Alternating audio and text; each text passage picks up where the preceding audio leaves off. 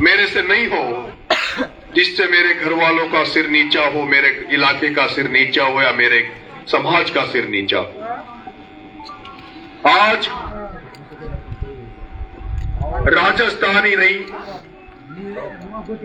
पूरे देश में जहां कहीं भी हमारे लोग बैठे हैं, उनकी नजर इस अंतर उपचुनाव पर है। हर व्यक्ति, हर समाज बंधु ये चाह रहा है कि नरेश मीणा ये चुनाव जीत कर आए, क्योंकि ये भी तय है कि ये चुनाव एक ऐसा चुनाव है, अगर इसमें मैं इस बार असफल हो गया तो फिर मुझे नहीं लगता कि राजनीति में मैं आगे चल पाऊंगा।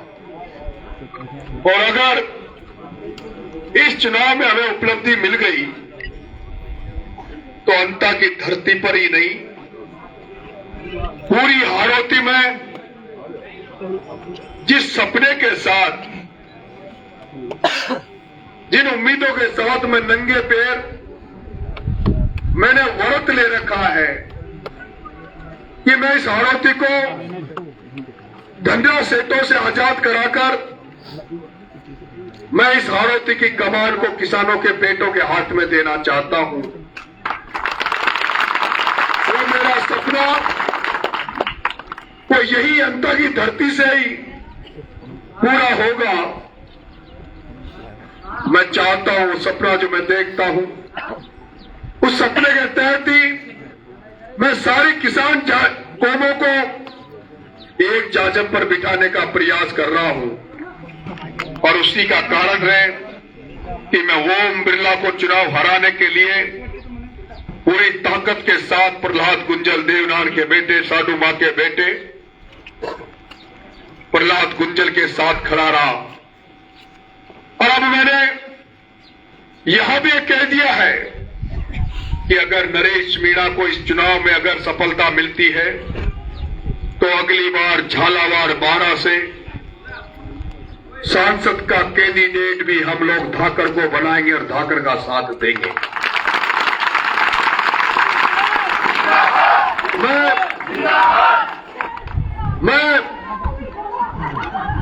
मैं एक शब्द भी मोरपाल के खिलाफ नहीं बोल रहा, ये भी आपने नोटिस किया होगा। क्यों नहीं बोल रहा? उसका भी केवल एक ही कारण है कि वो भी माली समाज का बेटा है, किसान का बेटा है।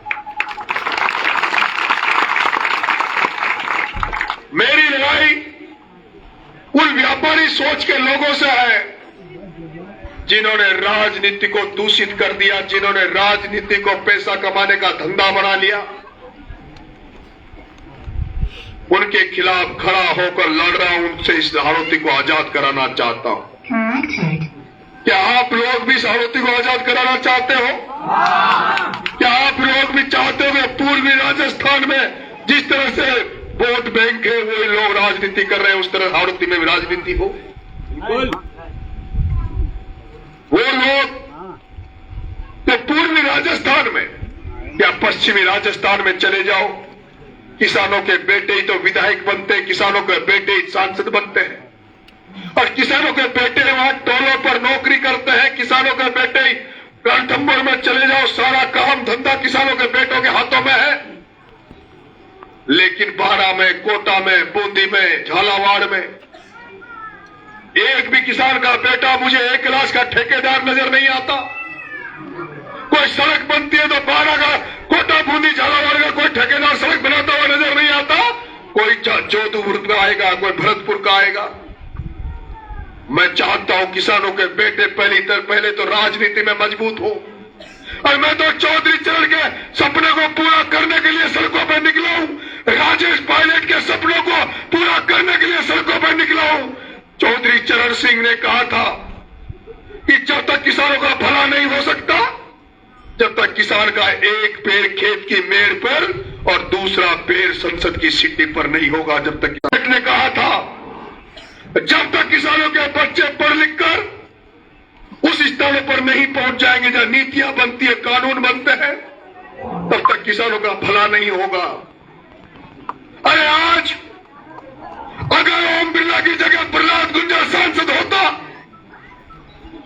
वसुंधरा की जगह झालावाड़ बाड़ा में अगर कोई ठाकर का बेटा, कोई किसान कौम का बेटा सांसद होता तो अब तक फसल बीमा का पैसा दिलवाने के लिए आंदोलन खड़े हो जाते, सड़कों पर लोग खड़े हो जाते। प्रमोद जैन भाया, प्रताप सिंह सिंघवी, ओम बिरला, इन लोगों को छबड़ा थर्मल को खाने की समय है, अडानी को खाने का समय है, सब सिस्टम को कब्जा करने का समय है, लेकिन फसल बीमा का पैसा दिलाने के लिए एक शब्द इनके मुंह से नहीं निकलता। किसान खाद की लाइन में लग रहा है, किसान को डीएपी 1804 में मिल रहा है, लेकिन एक बार भी इनके मुंह से कोई शब्द नहीं निकला। आपके यहां तो नेर है, इसलिए आपको दिक्कत नहीं है, लेकिन बपाव सट्रू 12 से लेकर पूरे एरिया में चले जाओ, इस अंता विधानसभा में चौकी बोरदा से लेके बामला से लेके बामली से लेकर ये तुलसा कोटड़ी से इधर चले जाओ, सुंदलक और थामली में चले जाओ। सुंदलक थामली आप लोग तो इस बारिश से परेशान हो रहे हो, कोई बारिश आ गई दिक्कत हो जाएगी, लेकिन थामली सुंदलक वो जो गांव है महारा के आसपास वाले, वो तो भगवान का धन्यवाद कर रहे होंगे कि बारिश हो गई, अब उनको पानी की कमी नहीं आएगी, उनको पानी की कमी नहीं आएगी। क्या कारण है? क्या कारण है कि इसी हालत में 4 नदियां बहती है, परवन, काली सिंध, पार्वती, चंबल, और उसके बाद भी नदियों के किनारे पे रहने के बाद भी किसानों के खेत प्यासे पड़े हैं, खेत खाली पड़े हैं, क्योंकि किसान नेता नहीं थे जो इनके हितों की बात करते।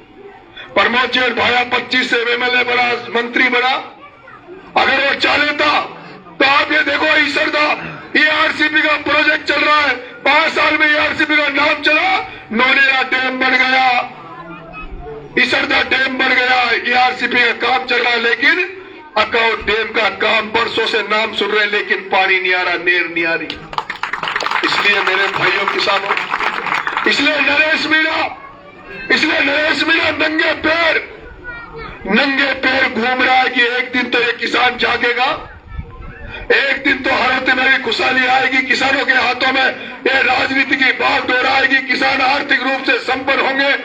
जो चौकी की थर्मल है, अडानी की थर्मल है, इनमें भी किसानों के बच्चे इनके दम पर चलेंगे, जेसीबीआं चलेगी, जो सड़कें बनती है, रोड बनते हैं उनके, यहाँ 12 में हाड़ौती में किसानों के बच्चे 1 क्लास के ठेकेदार बने, कोई बिल्डिंग बने तो किसानों के बच्चे बने।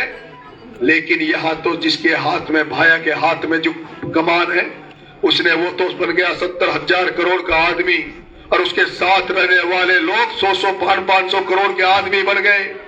वो नरेश पेत्रा, वो डाबरा, काबरा, विष्णु गर्ग, वो सारे करोड़पति बन गए, और झाड़वा में तो कोई एक भी आदमी नहीं होगा जिसको प्रमोद जैन भाई ने लखपति।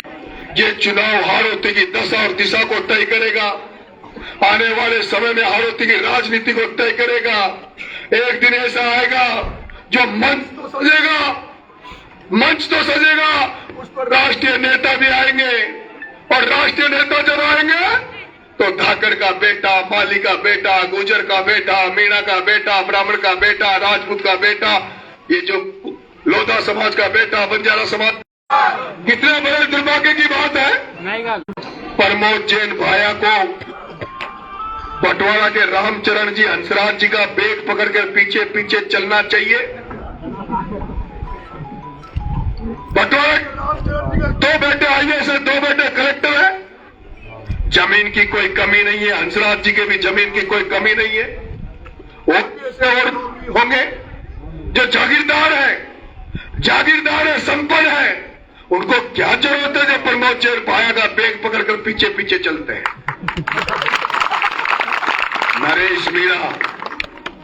नरेश मीणा तो सक्षम भी नहीं है इतना, एक साधारण घर में पैदा हुआ, लेकिन नरेश मीणा लड़ रहा है, महाराणा प्रताप की तरह लड़ रहा है। तुम्हारा बेटा जैसे महाराणा प्रताप ने स्वाभिमान सम्मान के साथ समझौता नहीं किया, चाहे उसे गढ़ किले छोड़ के घास की रोटी खानी पड़ी, उसी तरह तुम्हारा बेटा नरेश मीणा जेल जा रहा है, मुकदमे खा रहा है, लेकिन इनके आगे झुक नहीं रहा।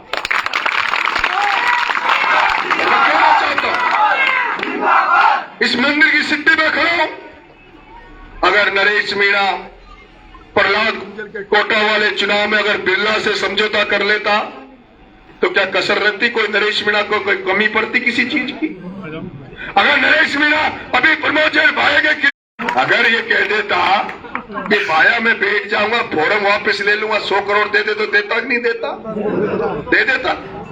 एक तरफ नरेश मीणा, ये तुम्हारा बेटा जो जेल जा रहा है, दुख पा रहा है, बच्चे दुख पा रहे हैं, आने वाला समय का भी पता नहीं है कि आने वाला समय भी। नरेश मीणा यहां तुम चलोगे 2.5 साल पहले बाद, अगर अच्छे कर्म करूंगा, अच्छे काम करूंगा, तय करूंगा, लेकिन मैं तो रास्ता खोल रहा हूं, अंता में रास्ता जैसे पीपलदा में खुल गया वैसे तुम्हारे किसानों के लिए अंता में रास्ता खोल रहा हूं। क्या हो जाएगा? क्या मिल जाएगा ऐसे लड़ने वाला? क्या मिल जाएगा ऐसे नंगे पैर घूमने वाला सड़कों पे? ये तय कर लेना। इसलिए ये थोड़े बहुत दौड़ रहे ने फेसबुक पे, वो बावड़ी खेड़ा का रामपाल जी मीणा, उनका भाई नरेश तो मेरे साथ है और उनकी शायद पत्नी भी मेरे साथ ही होगी। इनको तो घरवालियां रोटी भी नहीं देगी थोड़े दिन बाद।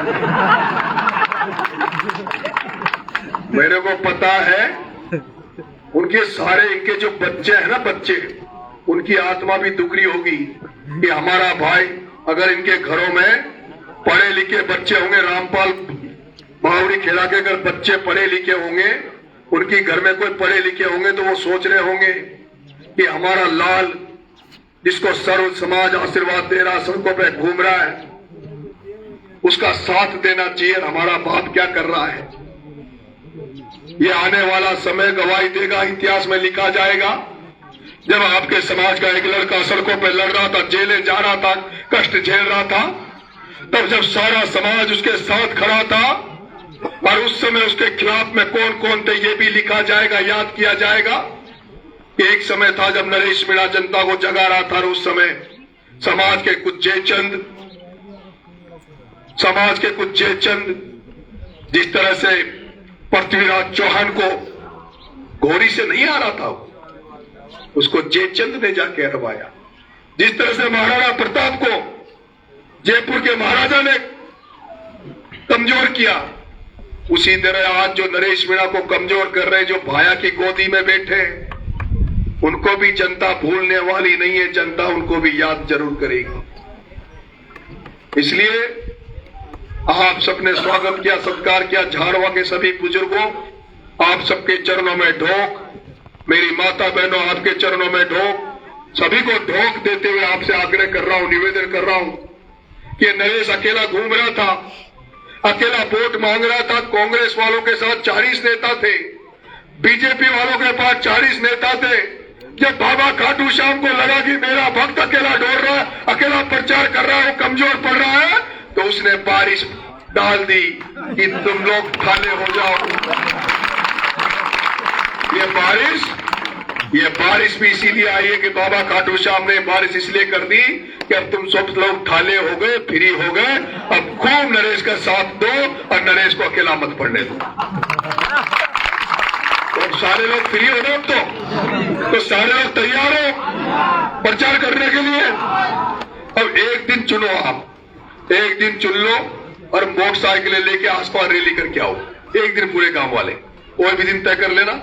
हर गांव में, सब जगह जहां भी रिश्ते नाते हैं, और जैसे ईश्वरपुरा नजदीक है तो ईश्वरपुरा के लोगों के हाथ जोड़ो, पैर पकड़ो। जगदीश जी यादव साहब इधर आओ, प्रशांत शर्मा इधर आओ। प्रशांत शर्मा है जिसने पूरा चुनाव मेरा अंता में कमान संभाल रखी है। ये जगदीश जी यादव है। यादव साहब ने, इनके गांव में एक भी वोट मीणा समाज का नहीं है, लेकिन यादव साहब ने, पूरे यादव समाज और मेघवाल समाज ने आपके बेटे को घोड़ी पे बिठा के पूरे गांव में घुमाया और विश्वास दिया कि एक तरफा वोट नरेश को देंगे। इसी तरह एक जीतू ईश्वरपुरा है हमारे साथी, जीतू धाकड़ अभी 2-3 ईश्वरपुरा के साथी मिल गए। पवन जी ईश्वरपुरा, ये धाकड़ समाज के बेटे तुम्हारे चौधरी साहब आ जाओ,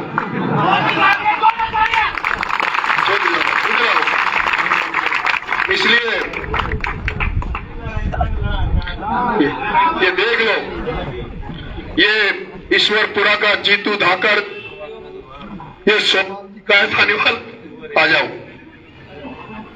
नरेंद्र जी नागर, नरेंद्र जी नागर, अच्छा, ये सारे लोग, सर्व समाज का युवा नरेश के साथ खड़ा है और इस किसान क्रांति में अपनी भूमिका निभाने के लिए तैयार बैठा है। इसमें आप भी कोई कसर मत छोड़ना। कितने वोट है गांव में? टोटल कितने हैं? अगर 450 वोट है गांव में तो 449 नहीं डलने चाहिए, 450 डलने चाहिए। डाल दोगे ना? डाल दोगे ना? कैसे भी डले मैं नहीं जानता। 450 वोट डलने चाहिए, है ना? 100 में से 100%। ठीक है, पेटी खुले आग लगे आके देख तो नहीं मारो है ना? ठीक है, राम राम साहब। 4 वागे जो नवयुग मंडल है वो कृपा करके चुनाव कमांड संभाले, हाथ में लो सारे, आप हाथ में लो और प्रचार को संभालो।